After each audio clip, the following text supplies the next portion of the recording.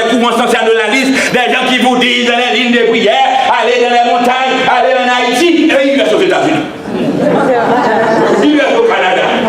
Et puis vous prenez vos actes, vous allez en Haïti, vous allez dans les montagnes. Eh bien, s'il y a persécution, Haïti persécution, Canada persécution, États-Unis persécution, partout sur la terre, là où je suis, ça c'est la responsabilité de Dieu.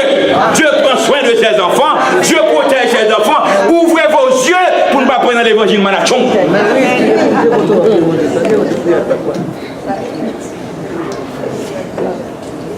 Je viens bientôt. Ma rétribution pour les méchants, mais les justes sont sauvés. À la fin de l'Apocalypse, Jésus évoque cette période pendant laquelle nul ne pourra être sauvé, puisque l'intercession de Jésus dans le sanctuaire céleste soit pris fin. Celui-ci étant en route, venir chercher son peuple sur la terre. La semaine du 7e se conduira à la fin du monde, comme la semaine de la création marqua son commencement. J'aime le sujet à ce niveau. Pour créer la terre, organiser notre planète, Dieu a pris une semaine. C'est une semaine de 7 jours pour que la terre soit créée. Le déluge, pour détruire entre la fermeture de la porte de l'Arche et le début du déluge, il y avait 7 jours. Dieu promet qu'il va recréer de nouveaux cieux et une nouvelle terre, et cette terre sera détruite, certainement bientôt par le feu. Entre le moment où Jésus a laissé le lieu très saint et venu chercher son peuple, sa rétribution, les méchants seront détruits, les méchants seront brûlés autour de Jésus. Il y a une période de 30 minutes, et cette période de 30 minutes est une semaine de 7 jours. De la création, 7 jours, déluge, 7 jours, retour de Jésus pour la recréation, 7 jours, 30 minutes. 30 minutes, 30 minutes. Dieu procédera à la création de monde nouveau, d'où le mal sera banni à jamais. Ainsi fut achevé les cieux et la terre, ce que vous savez bien, Dieu a créé en 7 jours et il s'est reposé le 7e jour. Ça, c'est la création. Maintenant, de Pierre 3, verset 5, 7, lisons ensemble. Que l'ignorer en effet, et les cieux existaient autrefois par la parole de Dieu, de même qu'une terre tirée de l'eau et formée au moyen de l'eau, et que par ces choses, le monde alors périt, submergé par l'eau, tandis que par la même parole, les cieux et la terre à présent sont gardés et réservés pour le feu, pour le jour du jugement et de la ruine des hommes impies. Soyez clair. Il y a eu destruction par le déluge. Depuis le temps de Pierre, depuis le temps des apôtres, c'était déjà du temps eschatologique, on pensait que la fin c'était en ce moment, la fin va venir. On dit, bah, depuis ce temps-là, cette question du retour de Jésus, c'est fable. L'apôtre Pierre a dit, attention, l'histoire du déluge est vraie. Il y a eu destruction. Les cieux et la terre d'aujourd'hui sont réservés pour le feu. Que vous soyez content, que vous soyez fâché, c'est la réalité. Et c'est pourquoi Dieu te fait grâce aujourd'hui. Notez bien, si on rejette Jésus, on se prépare pour le feu. Vous êtes clair? Si on rejette Jésus, on se prépare pour le feu. Quelqu'un qui n'était pas rentré dans l'arche accepte de périr dans l'eau du déluge. Quelqu'un qui n'est pas baptisé pour rentrer dans l'alliance de Dieu accepte de périr par le feu qui va détruire la terre. Parfois, on est entre deux amours. Non, je n'accepte pas le feu. Mais il faut faire un choix. Il faut faire un choix. Le choix de se donner à Dieu. La vie est fragile. Le temps est court. Repentez-vous, car le royaume de Dieu est proche. Le retour de Jésus, je ne sais pas. C'est quand je vais mourir ou tu vas mourir, nous ne savons pas. Le plus important pour nous aujourd'hui, c'est d'être prêts pour le retour de Jésus. D'être prêts. N'attendons pas la semaine du 7e jour pour suivre Dieu, car il le sait quand cette période débutera. Quand Dieu fermera la porte de la grâce, comme il ferma la porte de l'arche, une semaine avant le déluge. Ce qui arrivera au temps de Noé arrivera aussi. La porte de la grâce sera fermée. Et puisque la porte de la grâce sera fermée, c'est le moment de rentrer dans l'alliance. C'est le moment de vous engager. C'est le moment de prendre votre vie au sérieux. Parce que, je le répète à maintes reprises, rien n'est sérieux sur terre. Seulement se donner à Jésus. Le feu va détruire la terre. Les cieux et la terre à présent sont réservés pour le feu. Et tandis que les cieux et les jours du Seigneur viendront comme un voleur, en ce jour les cieux passeront avec fracas. Les éléments embrasés se dissoudront. La terre avec les œuvres qu'elle renferme sera consumée. Mais nous attendons, selon sa promesse, de nouveaux cieux et une nouvelle terre où la justice habitera. Amen. Ne vous illusionnez pas. C'est dans ces nouveaux cieux et la nouvelle terre qu'il va y avoir justice. Amen. Mais après, toute justice est relative. Les cieux et la terre sont réservés pour le feu. Nous ne sommes pas prophètes de malheur. C'est pas ce que nous souhaitons ni désirons, mais c'est ce que Dieu dit. Amen. Puisque c'est Dieu qui l'a dit. C'est ce qui va se faire. Est-ce que vous en êtes sûrs? Amen. Quels sont ceux qui sont sûrs que les cieux et la terre seront détruits par le feu? Amen. Ceux et la terre seront détruits par le feu. Mais quant à nous, est-ce que nous serons détruits? Non. Et pourquoi nous ne serons pas détruits? Pourquoi nous ne serons pas détruits? Parce que nous sommes des enfants de Dieu. Amen. À ceux qui l'ont reçu, à ceux qui croient en son nom, elle a donné le pouvoir de devenir enfant de Dieu. Celui qui croit et qui sera baptisé sera sauvé. Lorsqu'on se donne à Dieu, on se fait baptiser, on rentre dans l'alliance, on est enfant de Dieu. En ce moment, tu attends de nouveaux cieux et la nouvelle terre où la justice habitera. Amen. Et dans ces nouveaux cieux et la nouvelle terre, Apocalypse 21, verset 3, la parole de Dieu nous dit, et j'entendis du trône une forte voix qui disait, voici le tabernacle de Dieu avec les hommes, il habitera avec eux, ils seront sans peur, et Dieu lui-même sera avec eux. Oh, ça fait longtemps que nous prêchons, mais c'est toujours par la foi nous ne pouvons pas voir Dieu. Moïse avait demandé à Dieu, fais-moi grâce de te voir. Dieu est trop grand, je ne vais pas faire cette prière. Mais je demande à Dieu de me préparer pour le rencontrer sur les nuées des cieux et d'être avec lui de la Nouvelle Jérusalem. Amen. Nous habiterons avec Dieu, nous aurons à voir Dieu face à face, voir mon Seigneur face à face, voir Jésus dans sa beauté. Nous aurons à voir les patriarches, nous aurons à rencontrer Noé, à rencontrer Abraham, Isaac, Jacob, Moïse, Esaïe, nous aurons à rencontrer Pierre, Paul, Jacques et Jean, nos parents disparus, nous aurons à les revoir. Nous avons versé beaucoup de larmes pour nos enfants, nos amis péris dans les tremblements de terre, dans les catastrophes, dans les maladies, cancer, et c'est pourquoi nous, de la foi, quand nous perdons nos proches, nous avons de l'espérance. Restons dans l'espérance et gardons l'espérance. Parce que le jour va venir, non seulement nous aurons rencontré nos bien-aimés qui nous ont précédés, mais nous aurons à rencontrer Jésus qui est mort pour nous, qui est ressuscité. Par Jésus, nous serons ressuscités et nous régnerons avec Jésus. L'espérance est élevée, frères et sœurs. Ne vous laissez pas emporter par les bagatelles de cette terre. Le petit chrétien de tous les jours, Dieu peut s'en occuper. Dieu peut prendre soin de vous. Dieu peut vous donner une maison. Dieu peut vous donner un travail. Dieu peut prendre soin de vos enfants. Remettez-vous à l'Éternel. N'hésitez pas de quoi mangeons-nous, de quoi nous serons-nous vertus. Dieu peut prendre soin de vous. Il a pris soin des oiseaux. Il prend soin des poissons. Il prend soin des bêtes de la mer. Nous sommes des enfants de Dieu. Créés à l'image de Dieu. Dieu nous aime. Dieu est même mort pour nous. Dieu ne va pas nous abandonner. Comptez sur Dieu. Ne comptez pas sur demain. Demain ne nous appartient pas. Jésus revient. C'est le moment de nous engager avec le Seigneur. N'écoutez pas d'autres voix parce que Satan va périr. Autant que Dieu veut que vous soyez sauvés, Satan veut que vous soyez perdus. Est-ce que vous êtes du côté de Dieu? Si vous êtes du côté de Dieu, engagez-vous. Signez votre alliance. Soyez baptisés. Soyez fidèles à Dieu parce que Jésus revient bientôt. Amen. Et finalement, frères et sœurs, la nouvelle Jérusalem, cette nouvelle terre que Dieu va créer, la parole de Dieu nous dit, il essuiera toute larme de leurs yeux. Et la mort ne sera plus, il n'y aura plus ni deuil, ni cri, ni douleur, car les premières choses ont disparu. Amen. Amen. Les premières choses. Nos douleurs aujourd'hui, ça va disparaître. Les maladies d'aujourd'hui, ça va disparaître. Les menaces d'aujourd'hui, ça va disparaître. Les guerres d'aujourd'hui, ça va disparaître. Les maladies d'aujourd'hui, ça va disparaître. Le chômage d'aujourd'hui, ça va disparaître. Être illégal dans un pays aujourd'hui, ça va disparaître. N'avoir pas de résidence, ça va disparaître. Parce que Jésus nous a donné notre carte citoyenne, c'est ça? Oui, oui. Nous sommes citoyens du ciel. Amen. Ça va disparaître. Ne pas pouvoir travailler, ça va disparaître. Les premières choses ont disparu. L'inégalité sociale, ça va disparaître. Domination, ça va disparaître. Racisme, ça va disparaître. Injustice, ça va disparaître.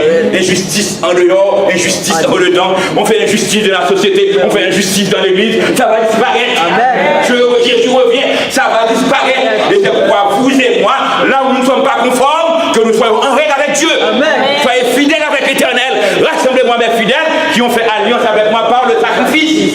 Les premières choses ont disparu. Cet état des choses va avoir fin. Et c'est pourquoi fixez-vous sur Dieu. Est-ce que ce soir, vous sentez ce désir au fond de votre cœur de vous donner sans réserve à Dieu? Amen. Et de dire que définitivement, bagaille m'attend encore. À un certain moment, il faut le dire. Définitivement, qu'est-ce que j'attends? Je m'engage. Seigneur, je te dis aussi. Lorsque la semaine du 7e se débutera, puissions-nous avoir déjà choisi de suivre Dieu afin d'hériter d'un monde où la justice habitera. Mesdames, Messieurs, chers amis, chers frères et sœurs, Seigneur Jésus vous appelle ce soir. Seigneur Jésus vous appelle pour vous sauver. Jésus veut vous sauver. Dieu, sans tenir compte des fins d'ignorance, annonce à tous les hommes qu'ils doivent se repentir. C'est l'avant-dernière soirée, notre avant-dernier sujet. Mon désir le plus cher, c'est que tout le monde laisse cette église ce soir. Bethany nous a invités, nous sommes dans le local de Bethesda. Que chaque personne laisse cette salle ce soir avec une décision. Mon souhait le plus cher, c'est la décision d'être prêt pour le retour de Jésus. Amen.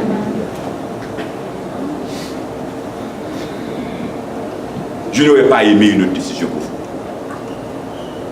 Mais sachez-le, si vous ne laissez pas cette salle avec la décision de rentrer dans l'arche, d'être baptisé, de vous engager, de dire oui à Dieu.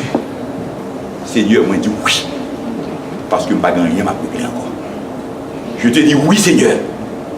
Parce que nous sommes vers la fin.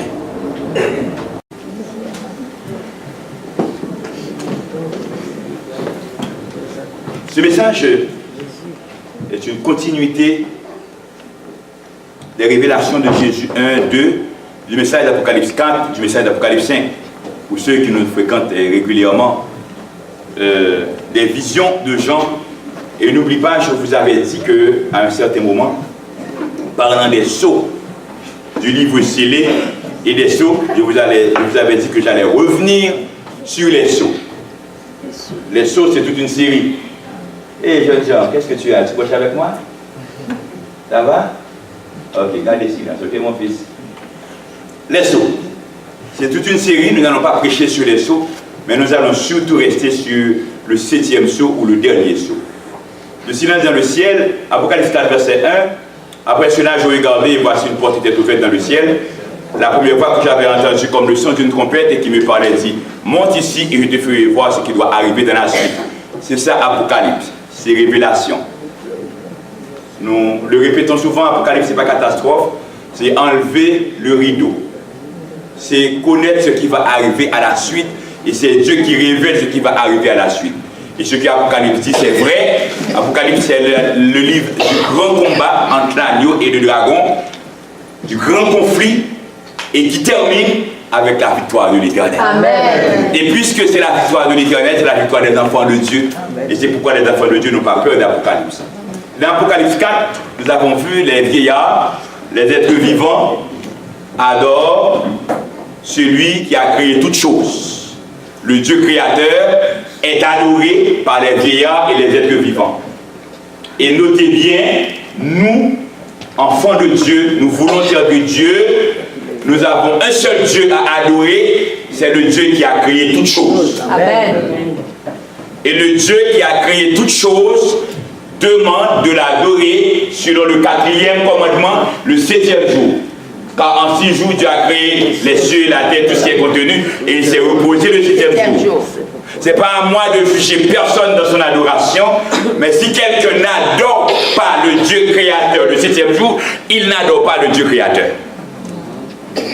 Tu es digne d'être adoré parce que tu as créé toutes choses. Et aujourd'hui, beaucoup de scientifiques et philosophes parlent beaucoup de la théorie de l'évolution. Je peux dire l'antithèse de la théorie de l'évolution, c'est adorer le Dieu créateur le 7e jour. Amen. Et à chaque fois qu'on adore Dieu le 7e jour, on dit Satan, il est charlatan, il ne pourrait jamais être créateur. Il y a un seul créateur, c'est l'Éternel des armées. Et c'est pourquoi je vous invite à le faire par amour pour Dieu. Notez bien, lorsqu'on obéit à Dieu, c'est par amour pour Dieu. Ce Dieu vous aime tellement, en retour, je vous invite à aimer Dieu. Et votre amour pour Dieu vous pousse à adorer Dieu selon ses commandements. Bon, question de l'église adventiste, c'est une question d'amour pour Dieu. Et pour ce même Dieu, dans Apocalypse 5,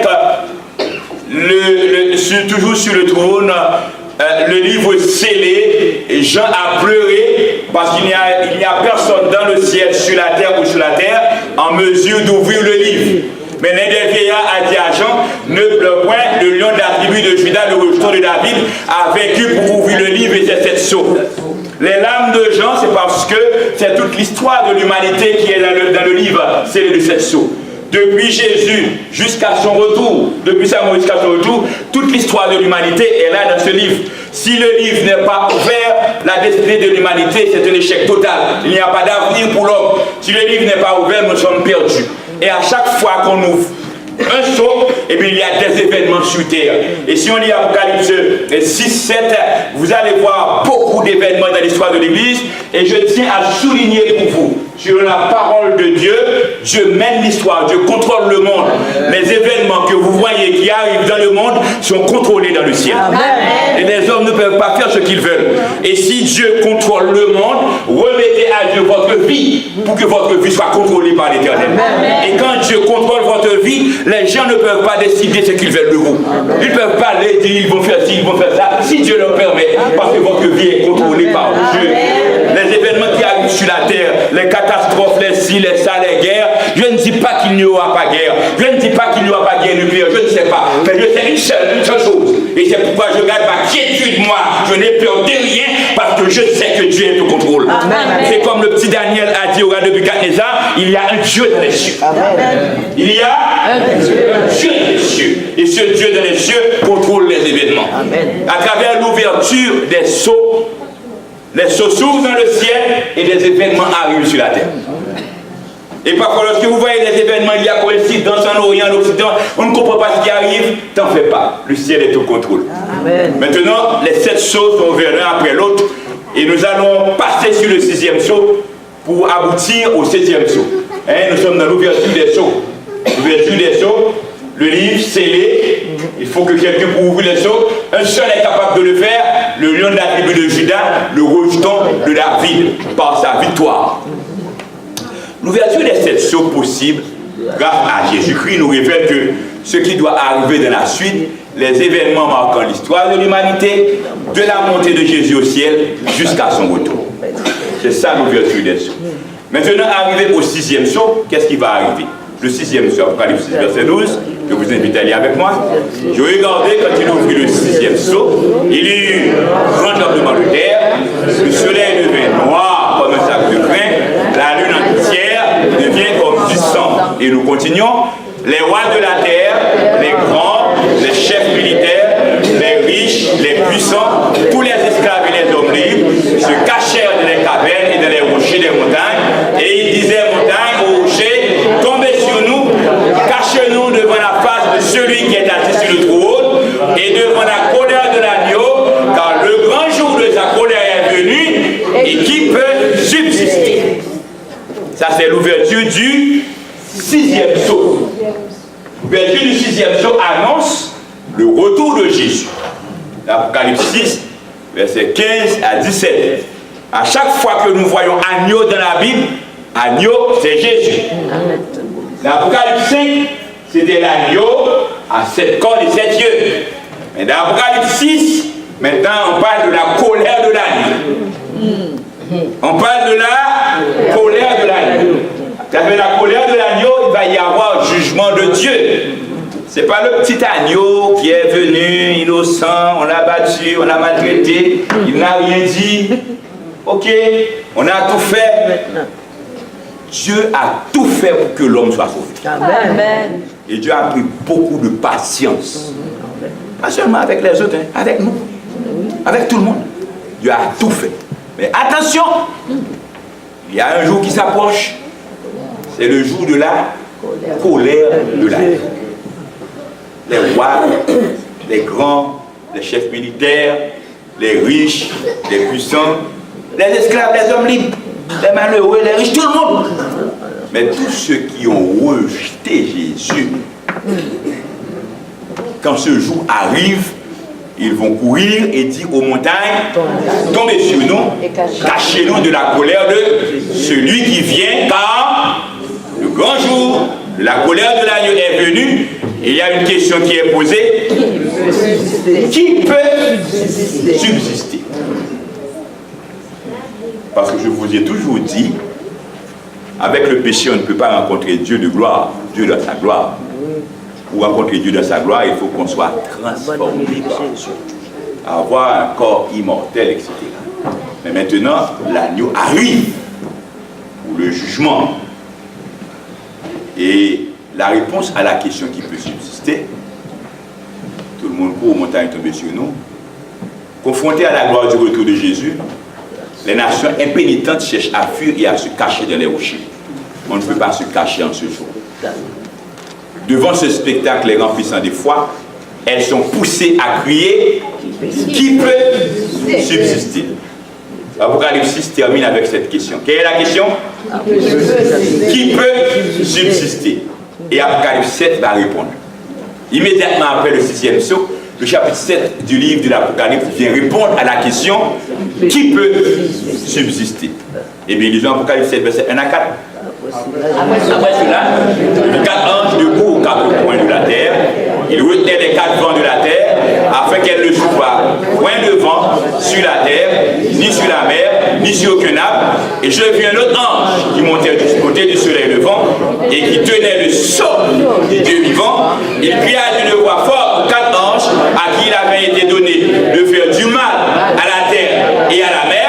Et il dit, ne faites point de mal à la terre, ni à la mer, ni aux arbres, jusqu'à ce que nous ayons manqué du sceau le front des serviteurs de notre Dieu. Et j'ai entendu le nombre de ceux qui avaient été manqués du sceau, 144 000.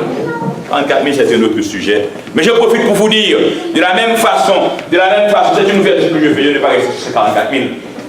Je vais vous dire, moi, c'est pas un chiffre littéral. C'est pas 1, 2, 3, 4, 5, 6, 54 000, ce n'est pas vrai.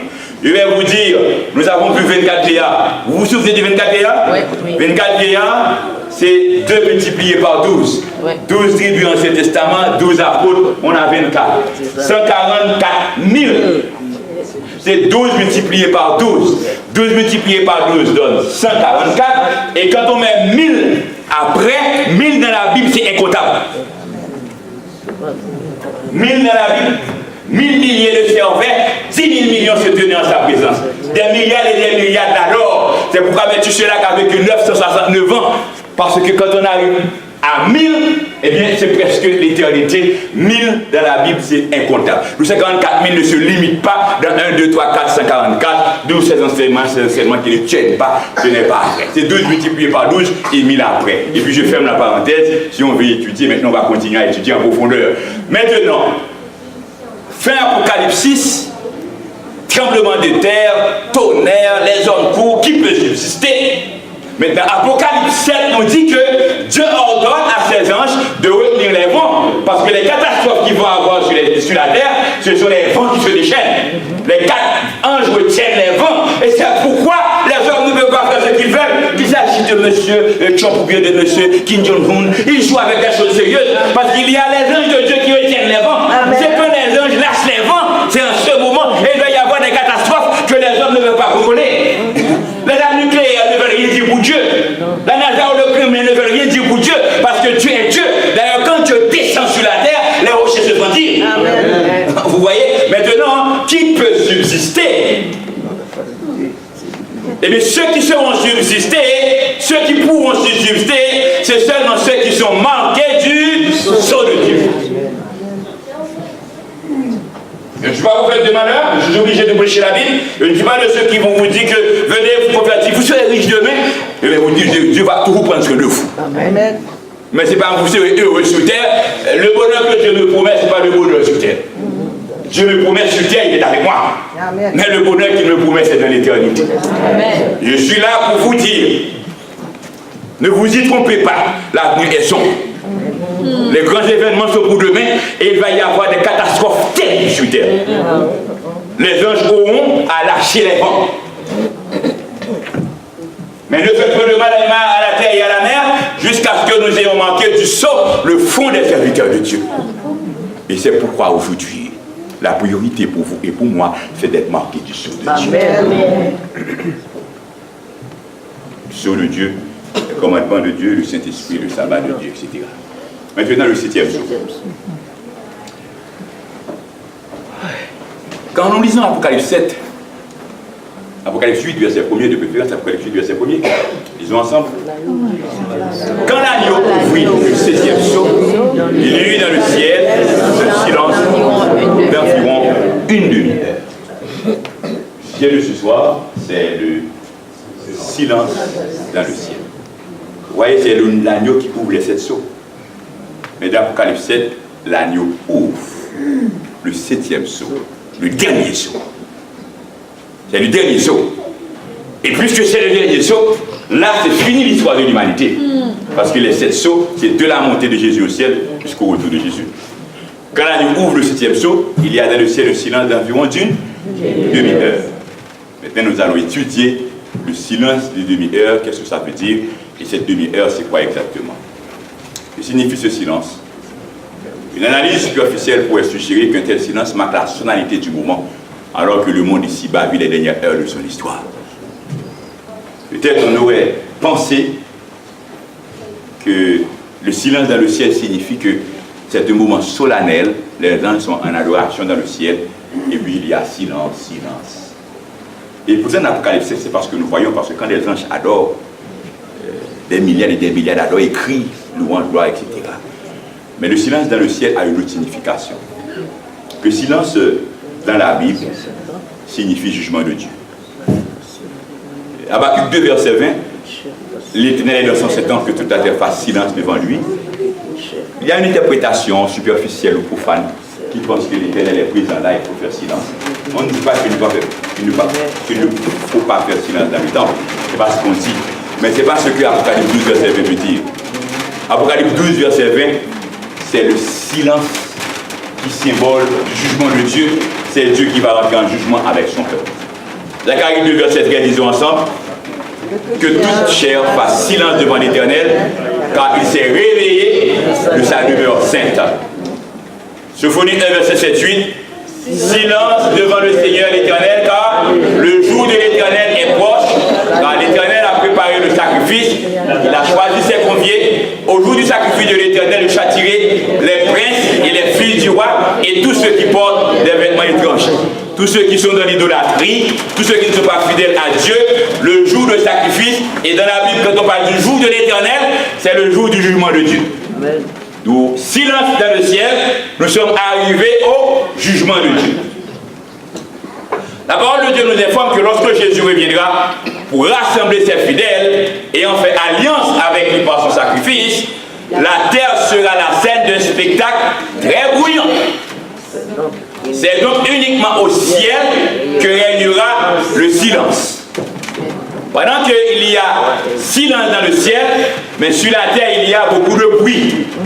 La terre est très bruyante, mais il y a silence dans le ciel. Maintenant, à quoi est dû ce silence? Pourquoi silence dans le ciel? Jésus va revenir. Au retour de Jésus, il va y avoir un spectacle bruyant sur terre. Mais au ciel, il va y avoir silence. Psaume 50, verset 3-5, lisons ensemble. Il vient, notre Dieu, il ne reste pas en silence. Devant lui est un feu dévorant, autour de lui une violente tempête. Il crie vers les cieux en haut et vers la terre pour juger son peuple. De son retour, c'est le jugement. Rassemblez-moi, mes fidèles, qui ont fait alliance avec moi par le sacrifice. Tandis que le Seigneur vient, il revient, un feu dévorant devant lui, une forte tempête autour de lui. Il crie vers les cieux en haut et vers la terre pour juger son peuple. Le silence dans le ciel, c'est le jugement de Dieu. Et le jugement de Dieu est long là. C'est une partie déterminante dans le jugement de Dieu. Et le mot d'ordre qui est lancé, c'est rassemblement mes fidèles. Le jugement de Dieu, c'est la délivrance des enfants de Dieu. Amen. Et le jugement de Dieu, c'est la condamnation des méchants. Les méchants, ce ne sont pas seulement les gens que nous avons en tête qui sont méchants. Les méchants, ce sont tous ceux qui ont rejeté la parole de Dieu. Tous ceux qui ont rejeté les commandements de Dieu, tous ceux qui ont méprisé Dieu, tous ceux qui ont négligé Dieu et qui ont laissé passer le temps, et finalement Jésus revient où ils sont morts sans se repentir, et ils vont dire, la moisson est venue, l'été est passé, nous ne sommes pas sauvés. Les méchants, c'est tous ceux dont leur nom n'est pas dans le livre de vie. Et le nom est dans le livre de vie, c'est quand on rentre dans l'alliance. On rentre dans l'alliance, c'est quand on est baptisé. Et c'est quand on reste dans l'alliance. Ton nom peut être inscrit dans le livre de vie et tu peux l'effacer. Et c'est pourquoi rassurez-vous que vous êtes du nombre des fidèles de Dieu. Aujourd'hui, on a tendance à vivre dans la facilité, à diluer l'évangile. Et moi, j'aime dire, selon la parole de Dieu, l'évangile est élevé. L'évangile, ce n'est pas un moyen de vivre. L'évangile, ce n'est pas le spectacle. L'évangile, ce n'est pas le miracle. On peut retrouver tous ces éléments à l'intérieur de l'évangile, mais l'évangile, c'est la fidélité à Dieu. Amen. Et rassemblez-moi mes fidèles qui ont fait alliance avec moi par le sacrifice. Celui qui veut servir Dieu et être chrétien authentique accepte de faire des sacrifices pour Dieu. Rassemblez-moi mes fidèles qui ont fait alliance par le sacrifice. Parfois, pour servir Dieu, on va te dire que tu ne peux pas travailler. Mais entre obéir à Dieu et travailler là, parfois, tu peux vouloir servir Dieu, le monsieur te dit, il va te quitter. Félicitations Denise et Donald. Donald pourrait dire, l'île Bana a fait ça. Et parfois, d'autres ont tendance à dire, si vous rentrez dans cette religion, il n'y a pas d'avenir pour vous. Moi, je dis que c'est faux. Votre avenir est en Dieu. Amen. Et j'ai vu des gens qui ont été abandonnés par leurs parents, mais le Seigneur les a réussis. Et quand votre vie entre les mains de l'Éternel, vous êtes dans de bonnes mains. Amen. Votre vie ne dépend pas de mari, de parents, de patron, de pays, de gouvernement, mais votre vie dépend de l'Éternel. Mais parfois, en tant qu'humain sur terre, vous allez souffrir.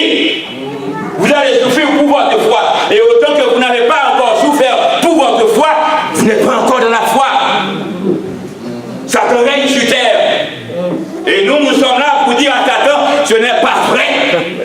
Il n'est pas maître, c'est Dieu qui est maître. Amen. Et lorsque vous voulez affronter Satan, il a moyen pour vous combattre. Mais heureusement, ce n'est pas mon combat, c'est le combat de l'Éternel. N'écoutez pas les autres vous dire, c'est la modernité. On ne sert pas Dieu comme on veut, on sert Dieu comme Dieu le veut. Amen. Servir Dieu, ce n'est pas spectacle fatal. Servir bien, on chante bien, ok. Pas encore ça. Servir Dieu, c'est le cœur qui est à Dieu. Amen. Et on est prêt à faire des sacrifices pour sa foi. Amen. Est-ce que vous êtes prêt à faire des sacrifices pour votre foi? Amen. Perdre votre emploi, perdre des avantages matériels, perdre ci, perdre ça, et même souffrir dans votre chair. Rassemblez-moi mes fidèles qui ont fait alliance avec moi par sacrifice. Et bien ce sont ces fidèles que Jésus vient chercher. Amen. Jésus vient pour chercher ses fidèles. Le jugement de Dieu, c'est la délivrance des fidèles et c'est la condamnation des infidèles. Matthieu 25, verset 31, lisons ensemble.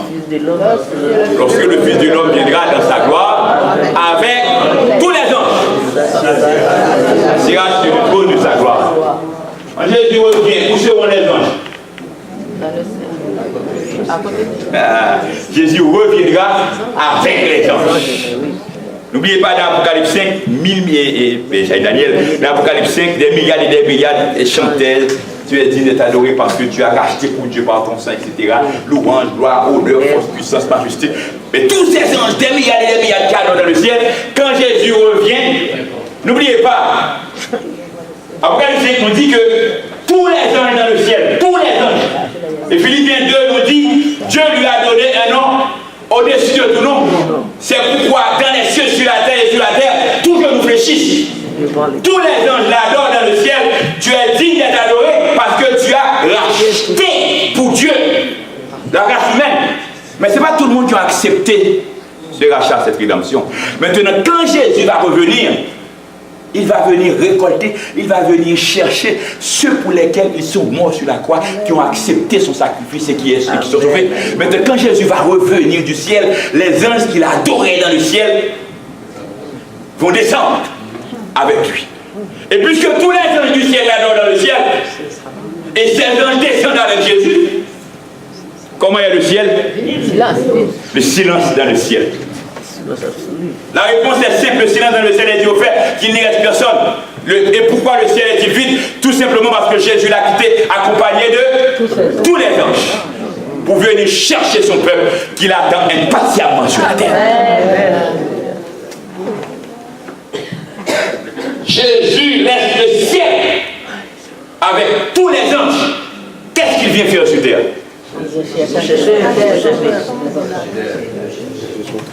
Mon honneur, mon privilège, et c'est mon plus grand privilège, c'est que le roi des rois, le Seigneur des seigneurs, Jésus de Nazareth, qui revient, les rois, les chefs militaires, il a obligé de courir, dire aux montagnes, tomber sur nous. Jésus revient sur terre avec tous ses anges, me chercher.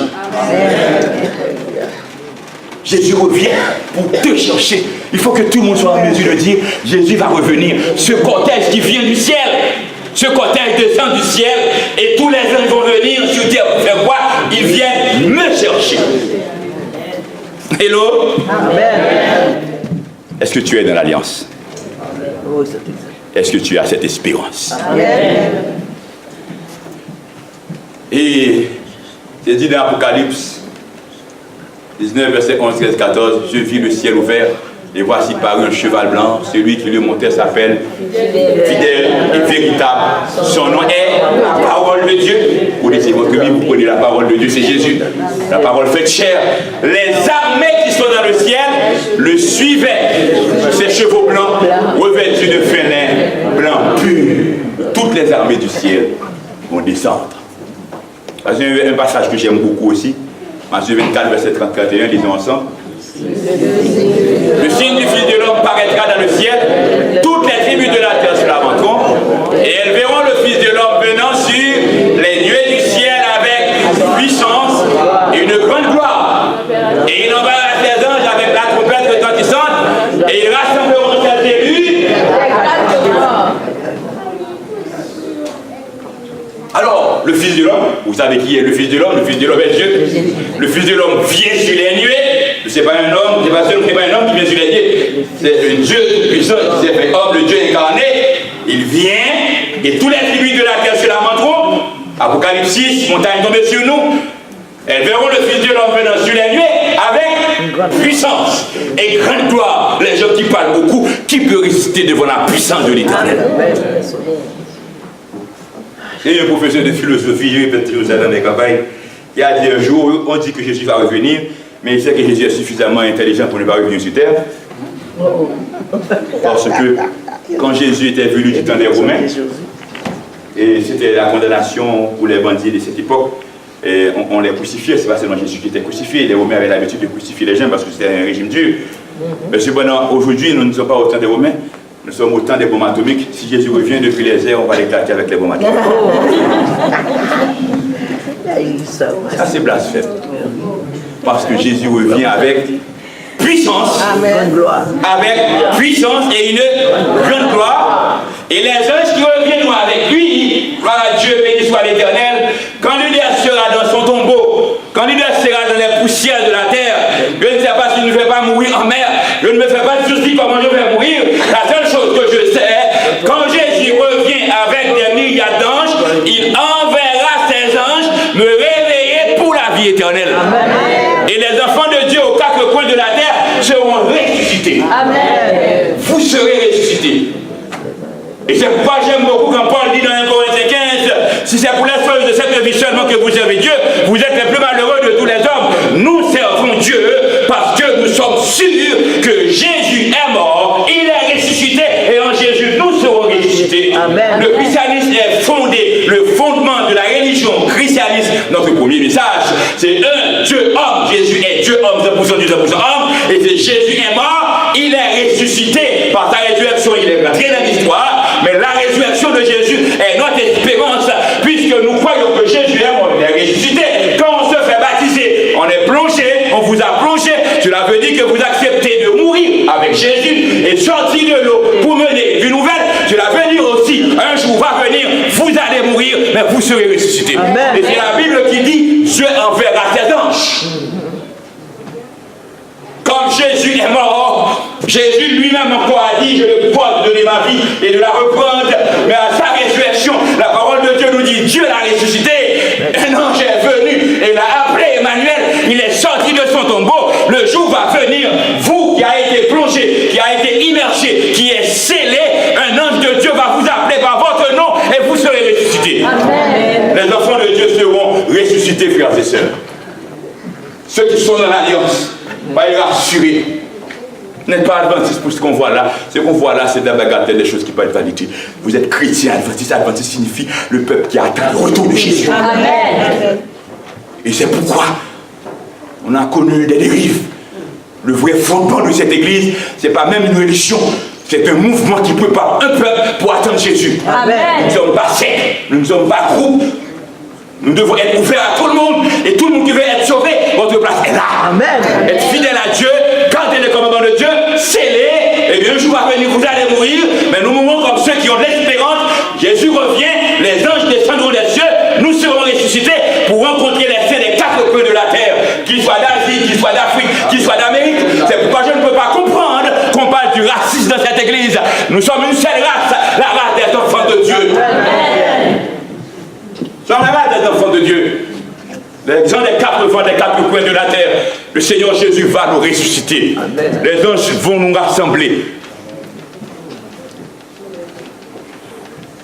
Est-ce que vous êtes sûrs ce soir? Amen. Amen. Amen. Vous êtes sûrs? Amen. Il faut souligner, j'ai beaucoup souligné la fragilité de la vie. On peut dormir et ne pas se réveiller demain. Mais soyez rassurés que vous serez ressuscités en Jésus. Amen. La fragilité de la vie. Quand vous êtes sur l'autoroute là, quand vous regardez les chocs qui vous croisent, vous pensez que c'est un pot? C'est Dieu qui vous garde. Il suffit que tu chauffes à condition, mais on dit qu'à chaque année, et puis le monde qui marche noir. Qu'est-ce qui arrive? Qu'est-ce qui arrive? C'est pas quelque chose d'extraordinaire, non? C'est assez banal, oui. C'est Dieu qui nous garde. C'est Dieu qui veille sur nous. Mais ça peut arriver. Ça peut arriver. Il y a crise cardiaque, il y a accident, il y a inondation, il y a ci, il y a ça. Oh Jésus. La durée du silence. L'assurance, c'est un silence de 2000 heures. Je vous demande un peu plus d'attention. Le 6e psaume indique qu'il durera une demi-heure. Le silence va durer une demi-heure. En appliquant l'équivalence utilisée par la parole prophétique, soit un jour, un an, qu'obtenons-nous? Nous n'allons pas inventer les choses. Nous n'inventons rien. Et ce n'est pas nos sentiments, nos opinions, nous le comprenons ainsi. C'est à travers la parole de Dieu que nous allons avancer. Ce silence de demi-heure prophétique de notre réalité, ça équivaut à quoi exactement?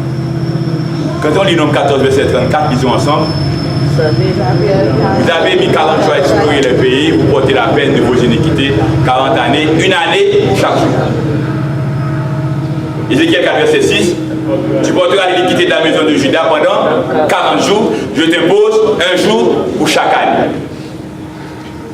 Selon ces deux versets, de la prophétie, un jour égale un an. De un jour égale un an, on va appliquer ça.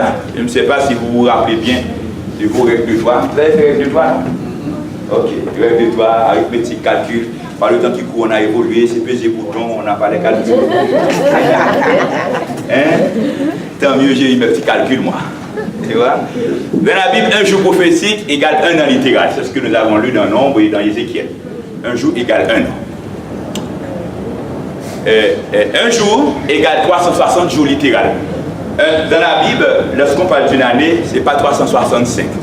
Parce que le cycle normal, c'est pas 31, 29, etc. Ce sont les rois de Rome qui décident que, César Auguste décide que Août va avoir 31, etc. C'est pourquoi que l'année c'est 365, mais normalement, dans le calendrier hébraïque, le calendrier hébreu, dans le plan de Dieu, à partir de la Bible, l'année a 360 jours. Ça, c'est biblique. Donc, un jour prophétique égale à combien de jours? 360 jours littéral. Un jour prophétique égale à 24 heures prophétiques, ce qui est normal. Donc 24 heures prophétiques égale à 360 jours littéral. Parce qu'un jour égale à 360 jours et 24 heures égale à 360. Et lorsqu'on prend maintenant une heure prophétique, si vous connaissez votre arithmétique, pour trouver une heure prophétique, on a 24 heures qui égale 360. Une heure égale 360 divisé par 24. Vous êtes perdu ou bien vous êtes là? Je ne vous sens pas. Là, on est un peu perdu. Nous retournons dans 24 heures, un jour prophétique égale 24 heures prophétique. Vous êtes d'accord? Suivez-moi. Si mon perdu, on va parler. Un jour prophétique égale 24 heures prophétique. Vous êtes d'accord? D'accord? 24 heures prophétiques, qui est un jour prophétique, égale à 360 jours littéral. Vous êtes d'accord? Parce que un jour égale un an, égale 360 jours. 24 heures égale 360 jours, nous n'avons pas de problème avec. Donc nous sommes corrects là? Si nous voulons trouver une heure, quel calcul que nous devons faire? Là, dis-nous arithmétique.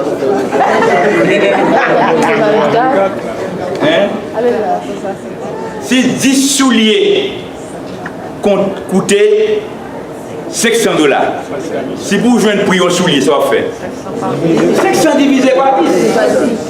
Vous êtes clair là? On fait calcul soulier à bien. Et nous faisons bien le calcul de l'heure. Si 24 heures égale 360 jours, que faire pour trouver une heure? Diviser 360 par 24. Et quand on divise 360 par 24, ça donne 15 jours. Et quand on divise, et puisque c'est une heure qui est égale à 15 jours, une heure prophétique égale à 15 jours, 2000 heures prophétiques, 7,5. Et comme une semaine c'est 7 jours, d'où 2000 heures prophétiques égale à 7 jours. Et si on veut dire 7,5, c'est vous. 30 minutes de silence dans le ciel, 2000 heures prophétiques égale à 7 jours, qui égale à une semaine. Et nous allons comprendre mieux. Regardez ce que Jésus a dit dans Matthieu 24, 37, 39. Lisons ensemble. Ce qui arrivera du temps de Noé arrivera de même à l'avènement du Fils de l'homme. Car dans les derniers jours qui précédaient le déluge, les hommes mangeaient, buvaient, se mariaient leurs enfants, jusqu'au jour où Noé entra dans l'arche, et il ne se doutait de rien jusqu'à ce que le déluge vienne et les emporte à tous. Il en sera de même. C'est un parallèle. Il en sera de même à l'avènement du Fils de l'homme. C'est pourquoi je vois les gens, oui, ils sont, etc., s'exciter, oui, les gens doivent être convertis. La conversion des gens, ce n'est pas ma responsabilité. Ma responsabilité, c'est ce que je fais. Je prêche. Et je lance l'appel. Je vous dis, Dieu vous aime. Dieu veut vous sauver. Dieu est patient avec vous. Maintenant, c'est à vous de faire votre choix et de vous sentir à l'aise dans ce choix. De vous sentir heureux dans le choix de servir Dieu, parce que c'est en Dieu qu'on est heureux. Amen. Car Noé a prêché pendant longtemps, les gens se moquaient de Noé, et Jésus a dit ce qui arrive à l'histoire de Noé arrivera de même à l'avènement du Fils de l'homme. Et là, lorsque les gens refusent d'accepter la parole, Jésus l'avait déjà dit. Hello? Amen.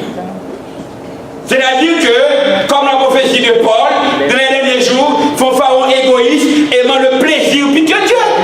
Et parfois même à l'église, les gens aiment le plaisir plus que Dieu. Les gens mariaient leurs enfants. C'est pas que marier est une mauvaise chose, mais les gens plus, les gens s'engagent beaucoup plus dans la modalité, dans le plaisir, dans ce qui est vanité, au lieu de s'engager à Dieu. Ça, c'est une prophétie de Jésus. Noé a prêché pendant longtemps, mais on s'est moqué de Noé. C'est pas Noé seul qui a construit l'arche. Il y avait des ouvriers, il y avait des charpentes, il y avait des amis de Noé, il y avait les gens de la localité. Et pourtant, on a eu le déluge, ces gens ne sont pas sauvés. C'est seulement Noé et sa famille. Pourquoi? Parce qu'ils ont répondu à l'appel de Dieu et rentré dans l'arche. Amen. Et c'est pourquoi aujourd'hui, le moment est venu. Ce n'est pas demain ou après-demain. Aujourd'hui, c'est le moment de répondre à l'appel de Dieu, de rentrer dans l'alliance. Parce qu'il y avait des déluge, certainement il n'y aura pas encore des déluge, mais il va y avoir destruction. Et bien, ce qui arrive à du temps de Noé arrivera de même. Ce parallèle va plus loin. Regarde comment ça s'est passé du temps de Noé. Il dansait, ici, ça. Et c'est pourquoi soyons clairs là-dessus. Soyons clairs, cette question, on est à l'église, on est dans les discothèques, toute qualité de musique, tous les plaisirs. Non, ça ne se fait pas. Parce qu'on est enfant de Dieu, il y a beaucoup de choses qui viennent du monde. On ne connaît pas d'où vient la chose. À un certain moment, tel fait. Et puis nos enfants courent dans les fêtes diaboliques, oui. Oh, tel fait. On fait toujours. Je ne dis pas qu'il ne faut pas fêter. Mais les enfants de Dieu ont leur façon de fêter. Amen. Cette durée d'une semaine littérale, soit une demi-heure prophétique, se retrouve aussi dans le récit du déluge, que Jésus compare au jour de son retour.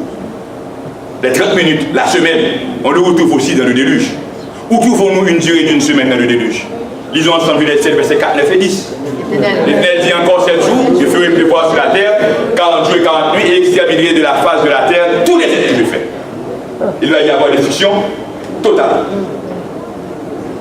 Il entra, verset 9, il entra dans l'arche auprès de Noé, 2 à 2, un mâle et une femelle, comme Dieu l'avait ordonné à Noé. Dieu a ordonné de faire rentrer les bêtes, et les bêtes, Noé a fait rentrer les bêtes.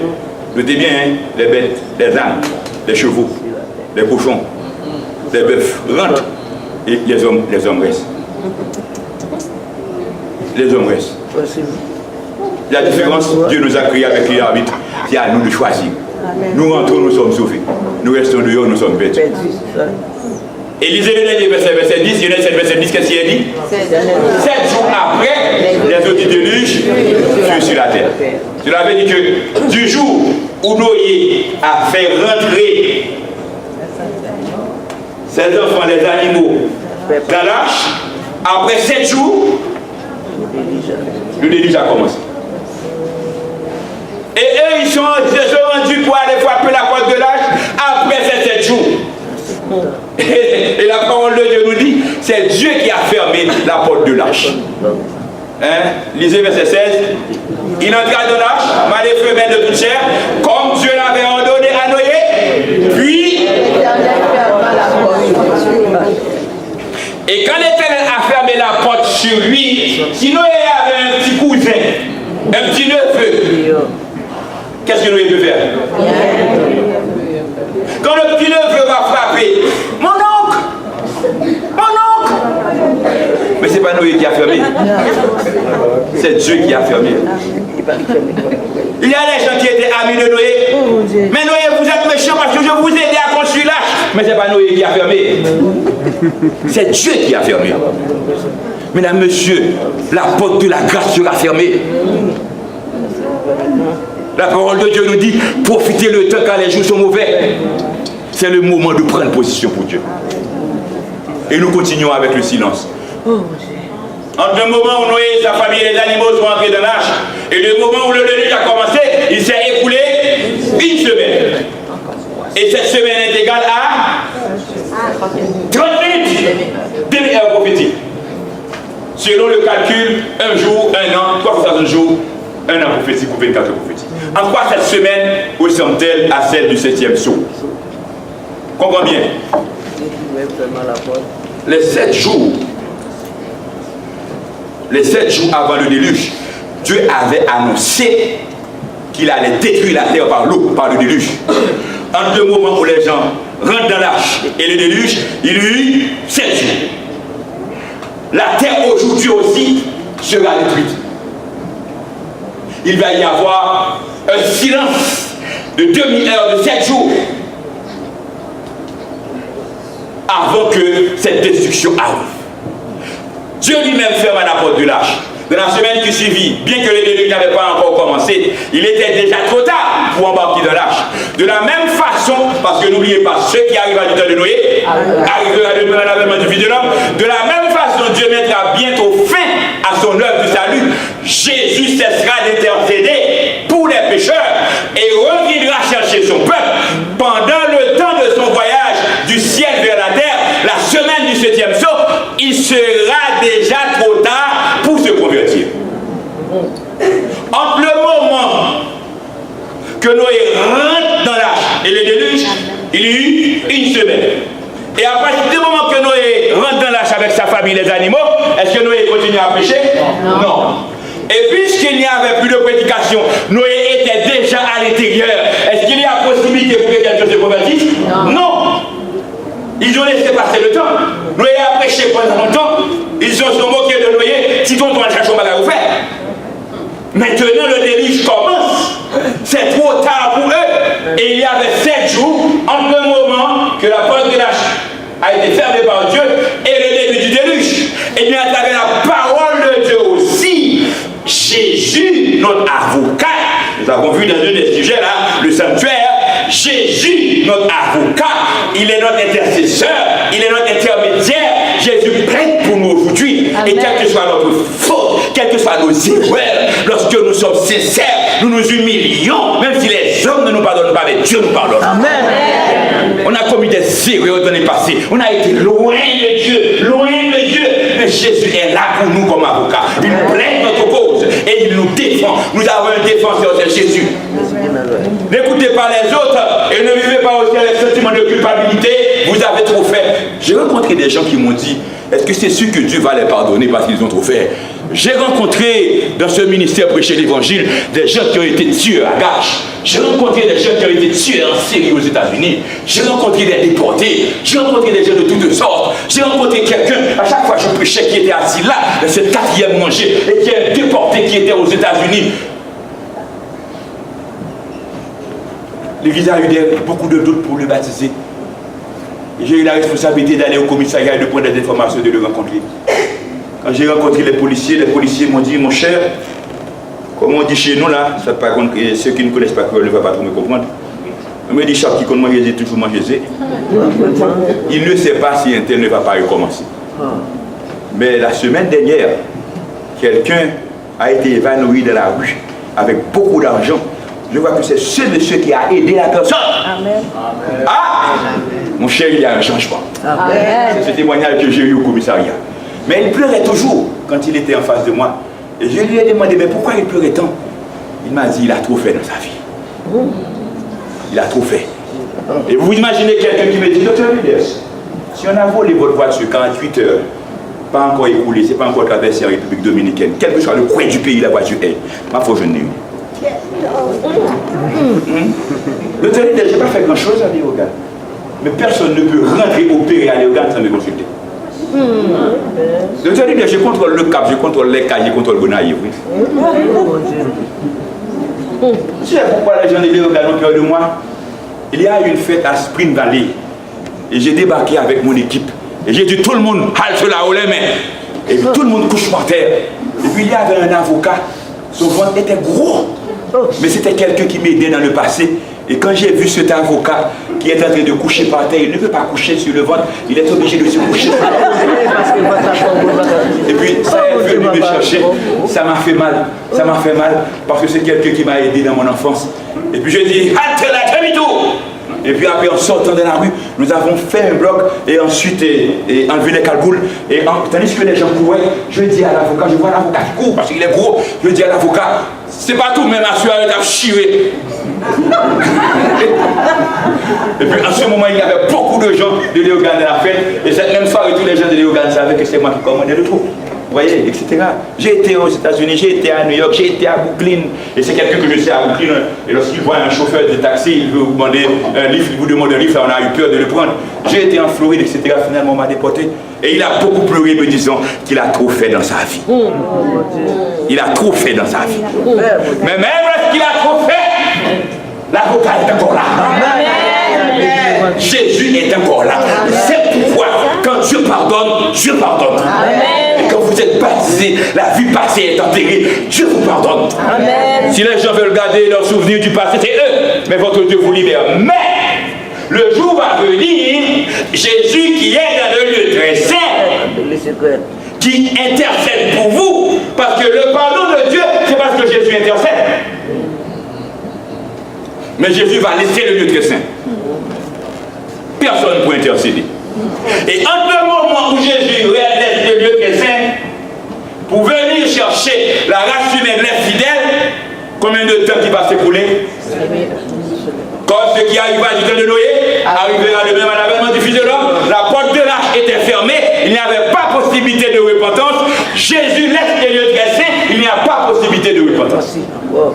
Que Dieu me fasse grâce, que je sois totalement pardonné. À Dieu le Père des âmes babyloniennes sous terre. Apocalypse 22, verset 11-12, disons ensemble. Celui qui est injuste soit encore injuste Que celui qui est souillé se souille encore, et que le juste pratique encore la justice, et que celui qui est saint se sanctifie encore. Voici, je viens bientôt, et ma rétribution est avec moi, pour rendre à chacun selon ce qu'est son œuvre. C'est-à-dire, en ce moment, celui qui est saint, définitivement saint. Voilà, Dieu va nous placer dans un niveau comme Paul. On a tellement grandi dans la foi. Dieu est en nous. Nous avons été tellement pénétrés par le Saint-Esprit. En ce moment, pendant cette semaine, la capacité de faire le mal n'existe plus pour nous. Amen. Ça ne va pas être long, certainement, mais Dieu va nous préparer pour ce jour. C'est pourquoi l'important, parfois il y a émotion, il y a attention, il va venir, la répétition, on va donner boire, on va assis, la loi du dimanche, etc.